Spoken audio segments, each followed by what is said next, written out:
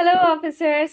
In today's video, I am going to show you how to write two kinds of resolution. सबसे पहला, जब आप JS committee formation कर रहे हो तब आपको कैसा रेजोल्यूशन लिखना है, एंड दूसरा जब आप जीएस कमेटी की मीटिंग कंडक्ट करोगे उसमें आप किस तरह का रेजोल्यूशन लिखेंगे. So without wasting much time, let's just get started. तो सबसे पहले आपका जो upper part of the page है वो तो ब्लैंक रहता है, तो वहां पे आप लिखेंगे अपने सब सेंटर का नाम and management committee meeting. So it will be like Rampur HWC management committee meeting.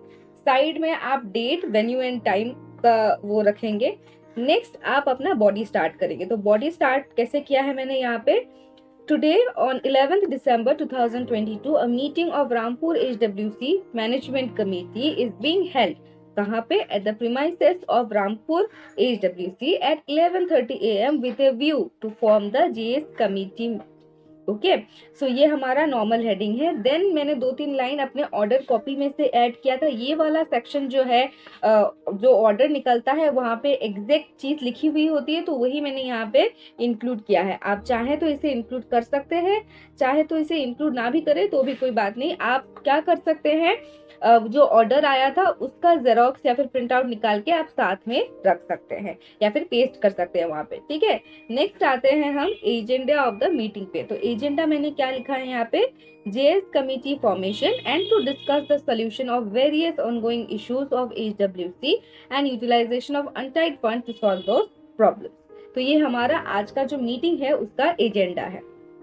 Next आते हैं, इसके बाद मैंने लिखा है after a brief discussion with all the members of the committee and respected officials from block. क्योंकि हमेशा ये जो जेएस कमिटी फॉर्मेशन होती है हमारे यहाँ पे ब्लॉक से भी लोग आते हैं to see and supervise this meeting, because it is the first time that we are forming a JS committee.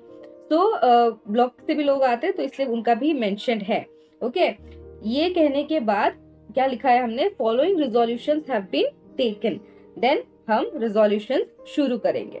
क्योंकि यहाँ पे अभी कोई मेंबर है नहीं पहले से, तो we are not going to write the name of the members. Direct हम रेजोल्यूशन पे जाएंगे एंड तब हमारा नया जो मेंबर्स होगा उनके बाद हम सिग्नेचर लेंगे. ठीक है, तो resolution number 1, as per the guidelines Malini Jha GP President is selected to be the new chairperson of the JS committee, and from now onwards Malini Jha and Lalita Singh, who is the supposed CHO, will be the signatory head of the joint bank account of Rampur HWC.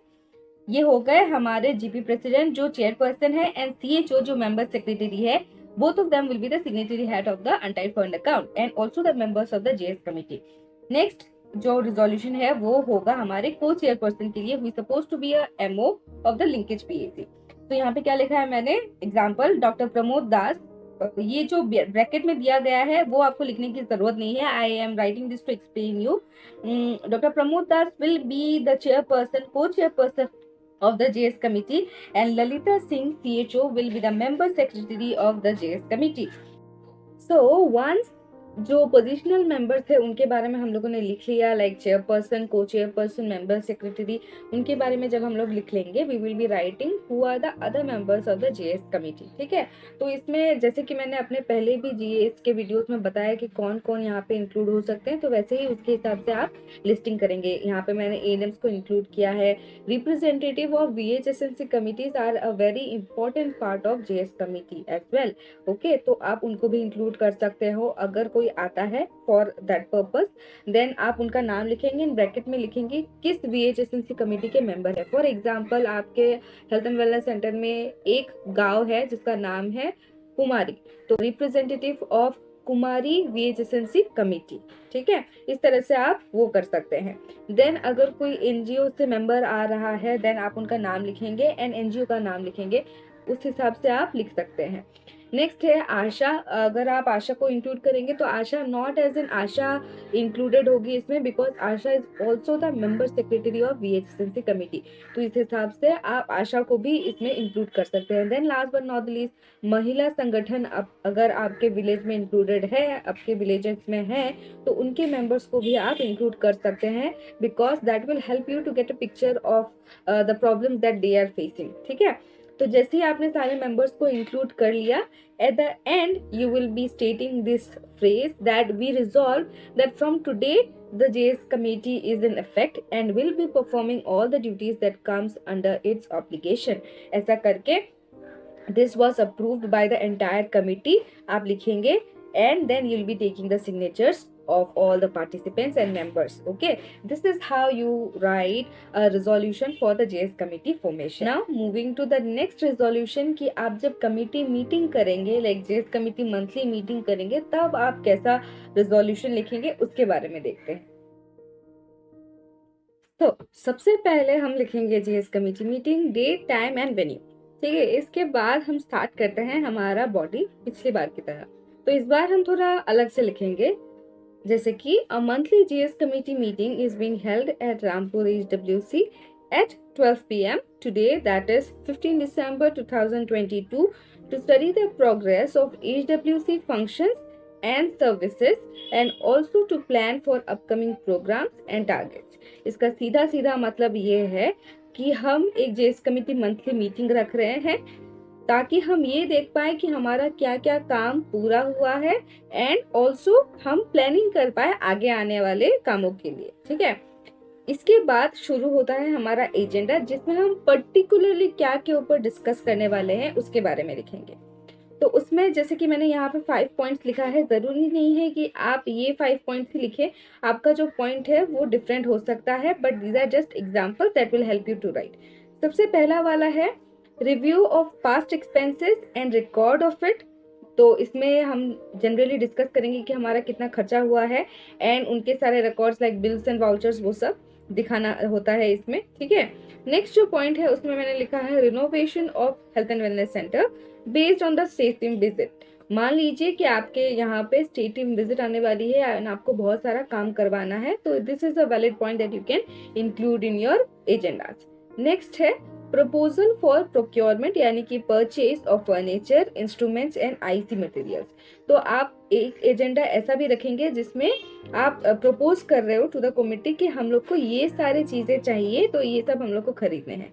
Now the proposal will be approved by the committee, so this is the agenda. ठीक है, next point मैंने रखा है कि not only the finance are discuss but also the services are discussed and its progress. ठीक है, तो हम क्या करेंगे, discussion on expended service packages of health and wellness centre and spreading awareness. तो हम कमेटी के साथ डिस्कस करेंगे क्या क्या एक्सपेंडेड पैकेजेस हैं हमारे, एंड ताकि वो लोग ये वर्ड जो है स्प्रेड करे टू द एंटायर कम्युनिटी और entire population of the village, because they are also public speaker. ठीक है, नेक्स्ट है discussion with representatives of VHSNC committee and take measures to solve their problems. Now we are also a team who looks after our VHSNC committee, तो हम उनके साथ भी बात करेंगे एंड उनके क्या क्या प्रॉब्लम्स है या फिर हम कैसे उनको मदद कर सकते हैं उसके बारे में भी हम एक डिस्कशन करेंगे। सो this is also an agenda of the meeting. ठीक है, जैसे ही हम एजेंडा खत्म करते हैं लिखना, then we will be writing